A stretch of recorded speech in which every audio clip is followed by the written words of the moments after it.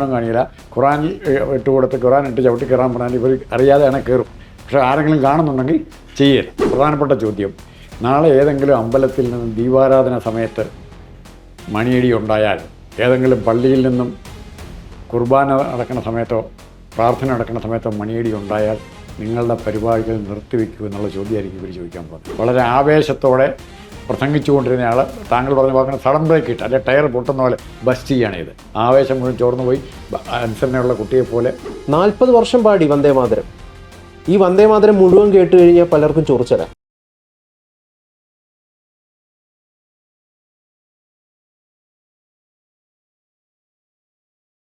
വാങ്കുവിളി കേട്ട് കഴിഞ്ഞാൽ sudden brake ഇട്ടതുപോലെ സംസാരവും പ്രസംഗമൊക്കെ നമ്മുടെ രാഷ്ട്രീയ നേതാക്കൾ നിർത്തും. എന്തിനാണ് ഇങ്ങനെ ഒരു അലിഖിത നിയമമുണ്ടോ വാങ്കുവിളി കേട്ട് കഴിഞ്ഞാൽ പ്രസംഗം നിർത്തണമെന്ന്? SFIയുടെ സംസ്ഥാന പ്രസിഡന്റാണ് ഇത്തരത്തിലൊരു അമിത വിധേയത്വം ഒരിടത്ത് പ്രകടിപ്പിച്ചത്. അതിപ്പോൾ സമൂഹ മാധ്യമങ്ങളിൽ വൈറലാണ്. ഇങ്ങനെ കത്തിക്കയറി വരികയായിരുന്നു ഇങ്ങനെ പ്രസംഗിച്ചുകൊണ്ട്. പെട്ടെന്ന് അതാ വാങ്കുവിളി ഉടനെ ഷൂന്നായിപ്പോയി. ഷൂന്നായിപ്പോയി കഴിഞ്ഞാൽ ടയർ ഇങ്ങനെ വീർത്ത് വരും, പെട്ടെന്ന് കാറ്റ് പോകുമെന്ന് അറിയില്ലേ, അതുപോലെ കുറച്ച് നേരം ആ വേദിയിൽ പോയിരുന്നു. അപ്പം ഇത് കുറേ ആളുകൾ നേരിടുന്ന ഒരു പ്രശ്നമായിട്ട് ഇപ്പം വിലയിരുത്തുന്നുണ്ട്. ഇതിപ്പോൾ കർക്കിടക മാസമാണ്, രാമായണ ആചരണമാണ്, രാമായണ പാരായണം പലയിടങ്ങളിൽ നടക്കുന്നു. പല SFI നേതാക്കളും ഇത് നിർത്തലാക്കണം, ഈ രാമായണ പാരായണം നിർത്തലാക്കണം, അതെ മിത്താണ് എന്ന രീതിയിലുള്ള വിമർശനങ്ങൾ ഉയർത്തുകയാണ്. ഇത് സംഘപരിവാറിൻ്റെ ഒരു പ്രൊജക്റ്റാണ് ഈ രാമായണ ആചരണം, രാമായണ പാരായണം എന്നൊക്കെ പറഞ്ഞിട്ട്. പക്ഷേ ഇതിനോട് അമിത വിധേയത്വം പ്രകടിപ്പിക്കുന്നു. എന്താണ് ഈ ഒരു മാനസികാവസ്ഥ? മനസ്സിലാവുന്നില്ല. ഇവിടെ സംഭവിക്കുന്നത് പച്ചയ്ക്ക് പറഞ്ഞാൽ ബാങ്കുകളോടും ആത്മാർത്ഥതയില്ല, രാമായണത്തോടും ആത്മാർത്ഥതയില്ല. എങ്ങനെയെങ്കിലും ഉദരനിമിത്തം എന്ന് പറയുന്ന കുഞ്ഞെന്നും പേര് പറയുന്ന പോലെ എങ്ങനെയെങ്കിലും തങ്ങൾക്ക് നേട്ടം ഉണ്ടാക്കണം. അതിൻ്റെ പൊളിറ്റിക്കൽ രാഷ്ട്രീയ ലാഭമാകാം, സാമ്പത്തിക ലാഭമാകാം. ഇവിടെ ഇപ്പം ഇത്തവണത്തെ ഇലക്ഷനിൽ ലാസ്റ്റ് നടന്ന തെരഞ്ഞെടുപ്പിൽ ഒരു മഹാത്ഭുതം ഇവിടെ നടന്നു. എല്ലാവരുടെയും പ്രതീക്ഷയ്ക്ക് വിപരീതമായി ന്യൂനപക്ഷങ്ങളിൽ, പ്രത്യേകിച്ച് മുസ്ലിം ന്യൂനപക്ഷത്തിൻ്റെ കൺസോളിഡേഷൻ ഇവിടെ ഉണ്ടായി. UDF അനുകൂലമായി അല്ലെങ്കിൽ കോൺഗ്രസിന് അനുകൂലമായിട്ടുണ്ടായി. അത് ഇനി തിരിച്ചു പിടിക്കണം CPM. പണ്ട് CPM ഇത്തരം കളികൾ കളിച്ച് മലപ്പുറം ജില്ല അല്ലെ ബീഫ് തിന്നണോ പന്നി തിന്നണോ എന്നുള്ള പ്രശ്നം, ഇത്തരം കാര്യങ്ങളൊക്കെ പറഞ്ഞ് കുറേയൊക്കെ മുസ്ലിങ്ങളെ ആകർഷിച്ച് നിർത്താൻ പറ്റിയിരുന്നു. എങ്ങനെയോ അത് ഇവർക്ക് കൈമോശം വന്നു. അത് തിരിച്ചു പിടിക്കാനുള്ള ശ്രമമാണ്. അപ്പോൾ ഇവിടെ കാണിക്കുന്ന പ്രകടനമാണിത്. അല്ലാണ്ട് ഇവർക്ക് ബാങ്കുകളിൽ എതിർക്കണമെന്നോ അല്ലെ ഒന്നും യാതൊരു ബഹുമാനം കാണില്ല. ഖുറാനിൽ ഇട്ടുകൊടുത്ത് ഖുറാൻ ഇട്ട് ചവിട്ടി കയറാൻ പറഞ്ഞാൽ ഇവർ അറിയാതെയാണ് കയറും. പക്ഷേ ആരെങ്കിലും കാണുന്നുണ്ടെങ്കിൽ ചെയ്യരുത്. ആ കാപട്യത്തിൻ്റെ പ്രതിഫലനമാണ് ഇവിടെ. പിന്നെ രണ്ടാമത് ആ SFIയുടെ നേതാവ് ചെയ്തത്, ഇപ്പോൾ നാളെ സംഘപരിവാറിൻ്റെ സംഘടനകൾ ചോദിക്കാൻ പോകുന്ന ചോദ്യം, പ്രധാനപ്പെട്ട ചോദ്യം, നാളെ ഏതെങ്കിലും അമ്പലത്തിൽ നിന്നും ദീപാരാധന സമയത്ത് മണിയടി ഉണ്ടായാൽ, ഏതെങ്കിലും പള്ളിയിൽ നിന്നും കുർബാന നടക്കുന്ന സമയത്തോ പ്രാർത്ഥന നടക്കുന്ന സമയത്തോ മണിയടി ഉണ്ടായാൽ നിങ്ങളുടെ പരിപാടികൾ നിർത്തിവെക്കൂ എന്നുള്ള ചോദ്യമായിരിക്കും ഇവർ ചോദിക്കാൻ പോകുന്നത്. അതാർക്കാ അഡ്വാൻറ്റേജ്? ഈ ബാങ്ക് വിളിയുടെ സമയത്ത് 1 മിനിറ്റ് നേരത്തേക്കോ 2 മിനിറ്റ് നേരത്തേക്കോ 5 മിനിറ്റ് നേരത്തേക്കോ ആണെങ്കിൽ പോലും വളരെ ആവേശത്തോടെ പ്രസംഗിച്ചുകൊണ്ടിരുന്നയാൾ താങ്കൾ പറഞ്ഞ വാക്കിന് സഡൻ ബ്രേക്ക് ഇട്ട് അല്ലെ ടയർ പൊട്ടുന്ന പോലെ ബസ്റ്റ് ചെയ്യാണ് ഇത്. ആവേശം മുഴുവൻ ചോർന്നു പോയി അനുസരണയുള്ള കുട്ടിയെപ്പോലെ പോയിരിക്കുകയാണ് ചെയ്യുന്നത്. അപ്പോൾ അതാരെയാണ് അപ്പോൾ സഹായിക്കുന്നത്? ഇത് ഇവൻ എതിർക്കുന്നു എന്ന് പറഞ്ഞാൽ സഹായിക്കാനുള്ള ഇൻഡയറക്റ്റ് മീൻസ് കൂടി അത്. നാളെ ഇത് കാണുന്നു, ഒരാളല്ലല്ലോ കാണുന്നത്, കാണുന്നവരെല്ലാം പൊട്ടന്മാരാണ്. ഇവൻ ഭക്തി കൊണ്ടാണ് ഇത് ചെയ്യുന്ന ആരെങ്കിലും വിശ്വസിക്കും? ഭക്തിയല്ല ഇതിൻ്റെ കാര്യം. ഇതിൻ്റെ കാര്യം പാവം പിടിച്ച മുസ്ലിങ്ങളെ പറ്റിക്കുക എന്നുള്ളൊരു ഉദ്ദേശമുണ്ട്. പക്ഷേ ആ കൂട്ടത്തിൽ BJPക്കും വേണമെങ്കിൽ മിടുക്കന്മാരാണ് മുതലെടുക്കാം. അതാണ് സംഭവിക്കുന്നത്. ആ മാറ്റത്തെ എങ്ങനെ തടഞ്ഞ് മതേതരത്വം തകർന്നതിൻ്റെ കാരണം ഇത്തരം കാപട്യങ്ങളാണ്. നമ്മൾ മതേതരത്വമാണ് പറയുന്നതെങ്കിൽ മതേതരത്വത്തിൻ്റെ സ്റ്റൈലിൽ അതിൻ്റെ ഫിലോസഫി ഫോളോ ചെയ്യണം. ഇതാ ഫിലോസഫി ഫോളോ ചെയ്യുന്നില്ല. ഇയാൾക്ക് ബാങ്ക് വിളി സമയത്ത് നിർത്തണമെന്നുള്ള കുഴപ്പമില്ല. പക്ഷേ അങ്ങനെ ഒരു യൂണിഫോമിറ്റി ഉണ്ടോ ഇവിടെ? നമുക്ക് എല്ലാ ആരാധനാലയങ്ങളും നടക്കുന്ന പരിപാടി നിർത്തി വയ്ക്കാൻ തുടങ്ങിയ ഒരു പണിയും നടക്കുകയില്ല. എത്രയോ ഉദാഹരണങ്ങൾ നമുക്ക് പറയാം. ഇപ്പം ദുഃഖവെള്ളിയാഴ്ച അവധിയാണ്, അല്ലെ ദുഃഖവെള്ളിയാഴ്ച ബസ്സെല്ലാം ഓടുന്നില്ലേ ക്രിസ്ത്യൻസിൻ്റെ? ബാർ തുറക്കുന്നുണ്ടെങ്കിൽ അവിടുത്തെ ജീവനക്കാർ പോകുന്നില്ല, അല്ലെ കള്ളി എത്തുന്നവർ പോയില്ലേ? എന്തേ അങ്ങനെ പോകുന്നത്? ഇതെല്ലാം സമൂഹത്തെ ആചാരവിൽ നടത്തിക്കോട്ടെ, സമൂഹത്തിൻ്റെ മേൽ അടിച്ചേൽപ്പിക്കുക. ഞാനും നിങ്ങളിത് ചെയ്യണമെന്ന് പറയാൻ ബാങ്ക് വിളിക്കുന്ന സമയത്ത് നിങ്ങളും ഇറങ്ങാൻ പാടില്ല. അവർ ബാങ്ക് വിളിക്കുമോ, അതിൽ വിശ്വാസമുള്ളവരവിടെ മര്യാദയ്ക്ക് ഇരിക്കുകയോ ചെയ്തോട്ടെ. നിങ്ങളോടും എന്നോടും അനങ്ങാൻ പാടില്ലെന്ന് പറയുന്നത്. അല്ല, ഇതേ SFIക്കാരാണ് വന്ദേ മാതരം മുഴുവനായിട്ട് പാടുന്നതിനെ എതിർക്കുന്നത്. പക്ഷേ വാങ്കുവിളി കേട്ട് കഴിഞ്ഞ് കഴിഞ്ഞാൽ സഡൻ ബ്രേക്ക് ഇട്ടതുപോലെ സംസാരം നിൽക്കുകയും ചെയ്യും, വല്ലാത്ത രീതിയിലുള്ള വിധേയത്വം പ്രകടിപ്പിക്കുകയും ചെയ്യും. നമ്മൾ ഒരു മതത്തിൻ്റെ പ്രാർത്ഥനകളോടും അനാദരവ് കാണിക്കരുത് എന്നത് കൃത്യമായിട്ടുള്ള കാര്യമാണ്. പക്ഷേ വന്ദേ മാതരത്തെ ഇവർ എതിർക്കുകയാണ്. വന്ദേ മാതരം 40 വർഷം കോൺഗ്രസിൻ്റെ പല വേദികളിൽ പാടിയിട്ടുണ്ട് വന്ദേ മാതരം. പിന്നീടാണ് അതിന് ഇത്ര വരികൾ മതി എന്ന് പറയുന്ന ഒരു സംഗതിയിലേക്ക് അത് എത്തിപ്പെട്ടത്. 40 വർഷം പാടി വന്ദേ മാതരം. ഈ വന്ദേ മാതരം മുഴുവൻ കേട്ട് കഴിഞ്ഞാൽ പലർക്കും ചൊറിച്ചല. അതിൻ്റെ ആ കാലത്ത് അതിൻ്റെ പേരിൽ യാതൊരു കലാപങ്ങളും ആരെങ്കിലും ഒരു മൊട്ടസൂചി കൊണ്ട് കുത്തുന്ന പോലെ പ്രശ്നം പോലും ഉണ്ടായിട്ടുമില്ല ഈ 40 വർഷം പാടിക്കൊണ്ടിരുന്നപ്പോൾ. ഇതിൻ്റെ കമ്പാരിസണെ വന്ദേ മാതരം മുഴുവനായിട്ട് കേട്ട് കഴിഞ്ഞാൽ ചൊറിച്ചലാണ് പലർക്കും. പക്ഷേ ഇവിടെ വിധേയത്തല്ല. വിധേയത്വം നമുക്ക് പറഞ്ഞാൽ ശരിയാകില്ല. വിധേയത്തല്ല, പച്ചക്കുള്ള മുസ്ലിംസിൻ്റെ സെൻറ്റിമെൻറ്റ്സിനെ, വിവരമില്ലാത്ത മുസ്ലിംസിൻ്റെ സെൻറ്റിമെൻറ്റ്സിനെ ചൂഷണം ചെയ്യാനുള്ള ശ്രമമാണ്. അതാ മുസ്ലിം മനസ്സിലാക്കേണ്ടത്. ഇവന് ബാങ്ക് വിളിക്കുമ്പോൾ ഇരിക്കുന്ന അവരെ ബഹുമാനിച്ചിട്ടാണ് അവർ വിചാരിക്കുന്നത്. ബാങ്ക് വിളിക്കുമ്പം നേരത്തെ SFIയുടെ പ്രസിഡന്റ് പ്രസംഗം നിർത്തിപ്പോയി കസേര പോയി ആട്ടുംകുട്ടിയെ പോലെ ഇരുന്നത് അവരോട് ബഹുമാനിച്ചിട്ടാണെന്ന് ഏതെങ്കിലും മുസ്ലിം ഇസ്ലാമിസ്റ്റ് ധരിക്കുന്നുണ്ടെങ്കിൽ അവർ മണ്ടന്മാരാണ്. ഇവനതില്ല, ഫണ്ടമെൻ്റലായിട്ടില്ല. നിങ്ങൾ പ്രാർത്ഥിച്ചോ, കുഴപ്പമില്ല. പക്ഷേ ഇനി രണ്ടാമത്തെ ഒത്തിരി പ്രശ്നങ്ങൾ ഇതിലേക്ക് കടന്നു വരും. നമ്മൾ കൂടുതൽ ചർച്ചയ്ക്ക് പോയി കഴിഞ്ഞാൽ ന്യൂനപക്ഷത്തിൻ്റെ പ്രശ്നങ്ങൾ വരും. എല്ലാ വിഭാഗത്തിനും ഇതില്ലേ, എല്ലാ ബുദ്ധ മതക്കാർക്ക് വേണം, പാഴ്സികൾക്ക് വേണം, എത്രയോ മതങ്ങളുണ്ട്, ജൈനന്മാർക്ക് വേണം, എല്ലാവർക്കും വേണ്ടേ. അവരെല്ലാം അവരുടെ എല്ലാം ഇത്തരം ആചാരപരമായ ആവശ്യങ്ങൾക്ക് വേണ്ടി അവധിയോ അല്ലെങ്കിൽ അതുപോലുള്ള കാര്യങ്ങളോ ആവശ്യപ്പെടുമ്പോഴോ ഇപ്പോൾ അവധി ചോദിക്കും.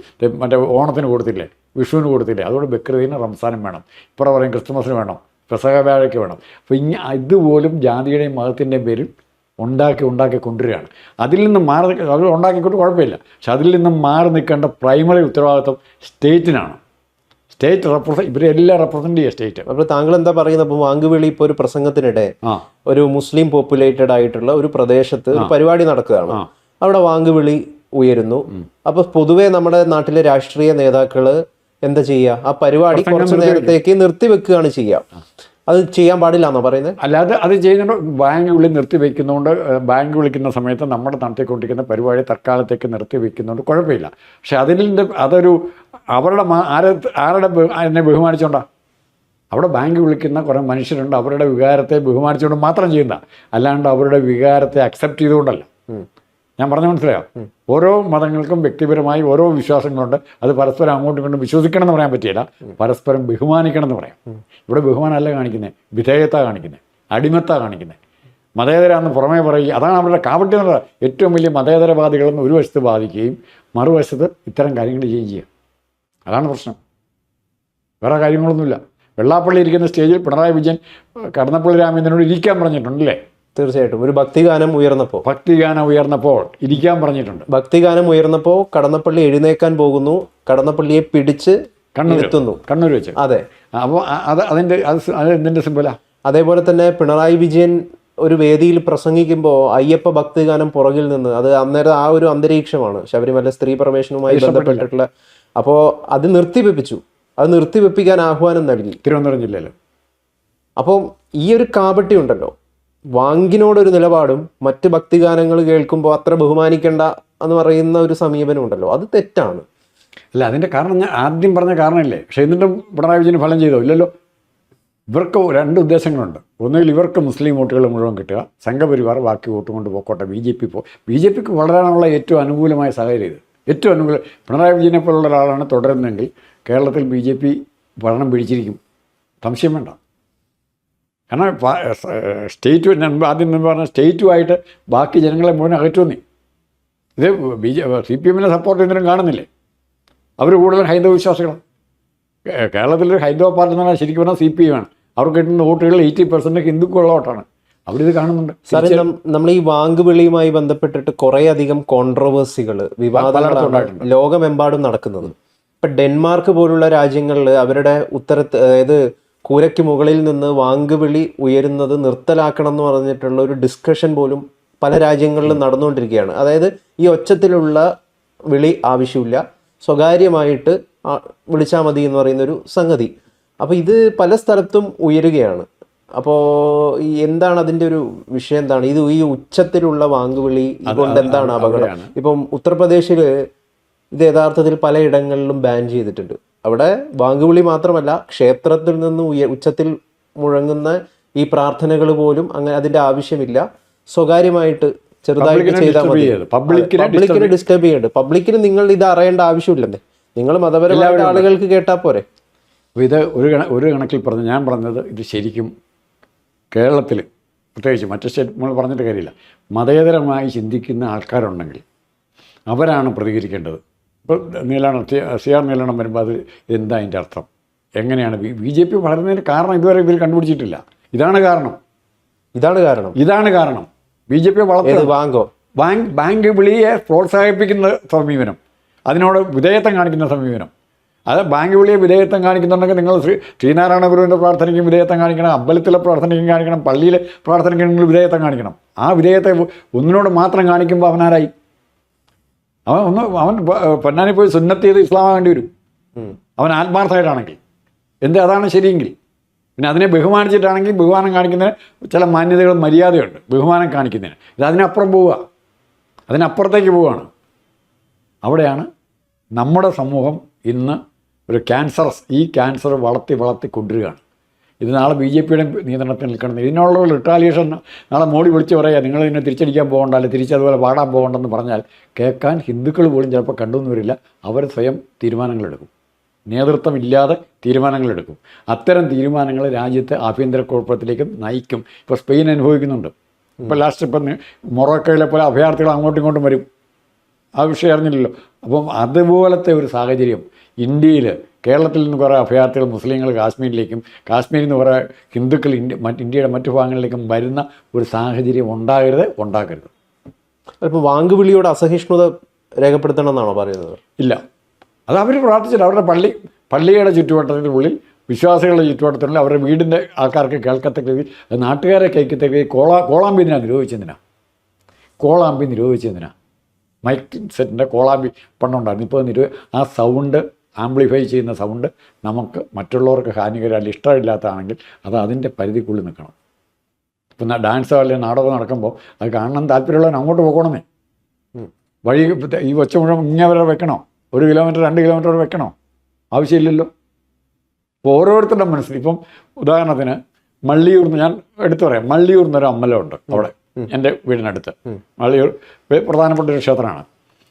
ഒരു 8-9 കഴിഞ്ഞപ്പോൾ ഞാനും ദേവമാതാക്കളൊരു അധ്യാപകനും കൂടെ ഈ മള്ളിയൂർ ക്ഷേത്രത്തിൻ്റെ പരിസരത്ത് നിന്ന് കുറുപ്പന്ത ജംഗ്ഷനിലേക്ക് നടന്നു വരികയാണ്.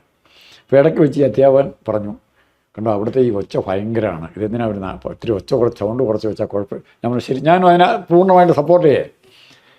ഇവിടെ വന്നപ്പം കുറച്ച് ഒരു 10-100 മീറ്റർ നടന്നു കഴിഞ്ഞപ്പോഴത്തേക്കും വേറൊരു പള്ളിയിലെ ഒച്ച കേൾക്കാം തൊട്ടടുത്ത്. അപ്പോൾ ഇദ്ദേഹത്തിൻ്റെ പേര് ജോസഫ് തന്നെയാണ്. അപ്പോൾ ഇദ്ദേഹം സൈലൻ്റ് ആ ഒച്ച. അപ്പം നമ്മുടെ മനസ്സിൽ നമ്മൾ വളർന്നു വന്നിരിക്കുന്ന ചില സാഹചര്യങ്ങളുണ്ട് ഓരോരുത്തരുടെ മനസ്സിൽ, അതനുസരിച്ചാണ് നമ്മൾ റിയാക്ട് ചെയ്യുന്നത്. അപ്പോൾ ഇദ്ദേഹം അവിടെ റിയാക്ട് ചെയ്യാൻ തോന്നാത്തതിൻ്റെ കാരണം എന്താ?